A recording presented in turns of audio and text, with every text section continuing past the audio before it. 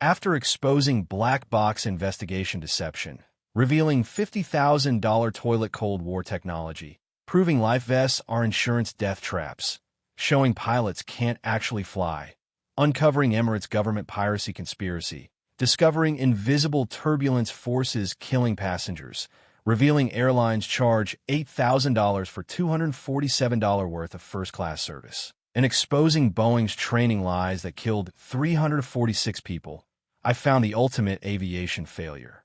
Supersonic jets promised to revolutionize travel, but they killed themselves through physics, economics, and environmental destruction that the industry still refuses to acknowledge. Supersonic jets didn't fail because of accidents or economics. They failed because engineers tried to break the laws of physics. The Concorde could fly faster than sound, but it couldn't overcome thermodynamics, fuel consumption, and environmental destruction that made supersonic flight inherently impossible for commercial aviation. But the industry won't admit this because it would expose the greatest engineering hubris in aviation history. When aircraft exceed the speed of sound, they don't just go faster. They enter a completely different realm of physics where the laws of thermodynamics become aviation's executioner. At Mach 2, the Concorde's engines operated in conditions similar to the inside of a volcano. Air friction heated the aircraft's skin to 180 degrees Celsius, requiring specialized materials that cost 50 times more than conventional aluminum. The fuel burned so hot it could melt steel. Here's what engineers discovered but never publicly admitted. Supersonic flight requires energy expenditure that increases exponentially, not linearly. Doubling the speed requires 8 times the fuel. The Concorde consumed 25,629 gallons per hour, enough to power 3,000 cars. Internal Rolls-Royce documents from 1968 warned, supersonic propulsion violates fundamental efficiency principles. No material improvements can overcome thermodynamic limitation. They built it anyway.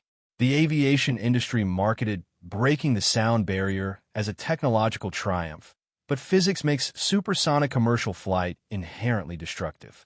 Sonic booms aren't just loud noises. They're shockwaves that cause structural damage, psychological trauma, and environmental disruption across hundreds of square miles. The Concorde's sonic boom registered 100 decibels on the ground, equivalent to standing next to a chainsaw. Countries banned supersonic overland flight not because of noise complaints, but because of property damage lawsuits. Oklahoma City's 1964 sonic boom test program caused over $12 million in damage and 15,000 insurance claims. The U.S. government secretly settled lawsuits for decades. The physics are unforgiving. Any aircraft exceeding Mach 1 creates sonic booms. There's no technology that can eliminate them because they're caused by the aircraft's interaction with air molecules. Modern, quiet supersonic claims are marketing fraud. The Concorde's fuel consumption wasn't just inefficient, it was environmentally catastrophic on a scale that modern climate science has revealed as civilization-threatening.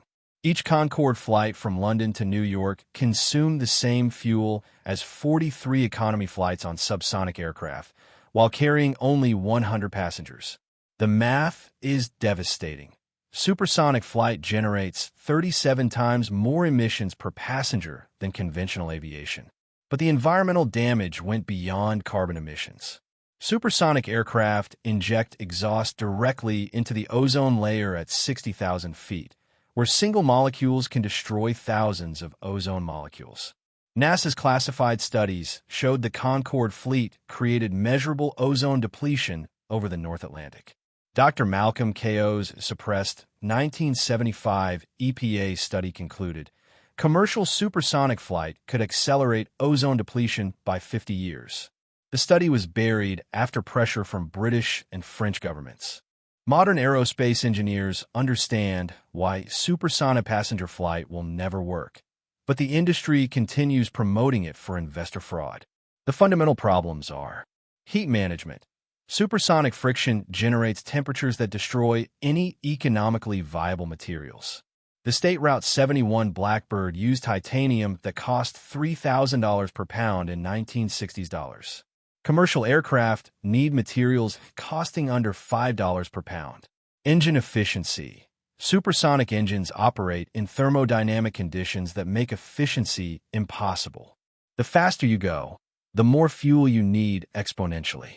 There's no technology that can overcome this physics limitation. Structural weight. Supersonic aircraft require structural reinforcement that makes them too heavy to carry passengers economically. The Concorde weighed twice as much as a 747 while carrying 1/4 the passengers. Maintenance costs. Heat cycling from supersonic flight destroys aircraft components. The Concorde required complete engine rebuilds every 400 hours. Subsonic aircraft operate 25,000 hours between major maintenance. Today's supersonic revival. Companies like Boom Supersonic and Ariane are elaborate investor fraud schemes exploiting aviation ignorance. They promise to solve physics problems that haven't been solved in 70 years of supersonic research. Their marketing materials ignore thermodynamics, claim impossible fuel efficiencies, and promise sonic boom elimination through advanced design that doesn't exist. Boom Supersonic has raised $270 million promising aircraft that would violate the laws of physics. Their claimed fuel efficiency is 300% better than the Concorde, impossible without breakthrough physics that would revolutionize all energy production. Aerospace engineer Dr. Juan Alonso analyzed Boom's claims. Their performance specifications require materials that don't exist, engines that violate thermodynamics, and aerodynamics that contradict decades of research. The Concorde only existed because British and French taxpayers subsidized $15 billion in development costs. Without subsidies, supersonic flight becomes obviously impossible.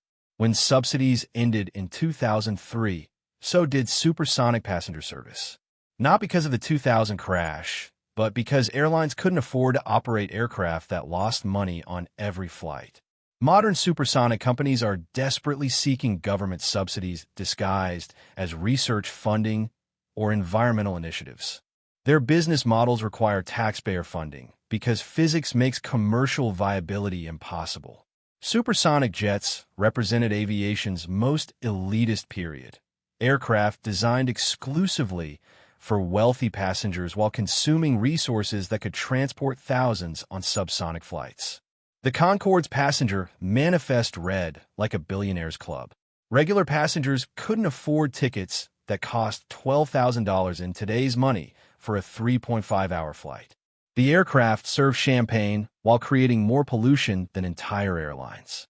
This elitism masked the environmental and economic impossibility. As long as governments subsidized operations and wealthy passengers paid inflated prices, the physics problems could be ignored. Supersonic aviation's brief existence created environmental damage that continues today. High-altitude emissions remain in the atmosphere for decades, contributing to ongoing climate change. The Concorde fleet injected 44,000 tons of carbon directly into the stratosphere annually, where it is 10 times the climate impact of ground-level emissions. Those emissions are still affecting global temperatures 20 years after the last flight. Climate scientist Dr. Michael Dornan calculated the Concorde program accelerated global warming by 6 months through stratospheric injection alone. Modern aerospace companies promise to overcome supersonic flight's problems through advanced technology, but they're fighting immutable physical laws. Thermodynamics haven't changed since 1850. Sonic booms are caused by basic physics that no technology can alter. Fuel consumption at supersonic speeds follows mathematical laws that can't be engineered away. The most advanced materials science can reduce supersonic aircraft weight by 20%. But supersonic flight requires 800% more fuel than subsonic flight. No material improvement can bridge that gap. Current supersonic aviation investment represents a $50 billion bubble based on investor ignorance of basic physics. Companies raise money promising to solve problems that violate natural laws. When these companies inevitably fail, they'll blame engineering challenges rather than admitting they attempted to violate thermodynamics. Investors will lose billions learning that physics isn't negotiable. The resources wasted on supersonic fantasy could revolutionize sustainable aviation. $50 billion could develop electric aircraft, hydrogen propulsion, or hybrid systems that actually work within physical laws. Instead, the industry pursues supersonic dreams that physics makes impossible, while climate change demands emission reductions that supersonic flight makes unthinkable. Supersonic jets failed because engineers tried to outsmart physics and lost. The laws of thermodynamics, not technological limitations, killed supersonic passenger flight. Every modern supersonic project will fail for the same reasons the Concorde died. Physics hasn't changed. Fuel consumption, sonic booms, environmental damage, and operational costs remain insurmountable because they're caused by fundamental physical laws. The aviation industry's refusal to admit this represents the greatest engineering hubris in history. The belief that marketing and investment can overcome the laws of nature. The next time you see promises of supersonic flights return, remember this. Engineers have been trying to solve these problems for 70 years. They haven't failed because of insufficient funding or primitive technology. They failed because they're fighting physics itself. And physics always wins. What's your take on this? Do you think supersonic passenger flight will ever return? Or are the physics problems truly insurmountable? Share your thoughts in the comments below. And if this investigation into aviation's greatest engineering failure opened your eyes, subscribe for more deep dives into the industry's most impossible dreams.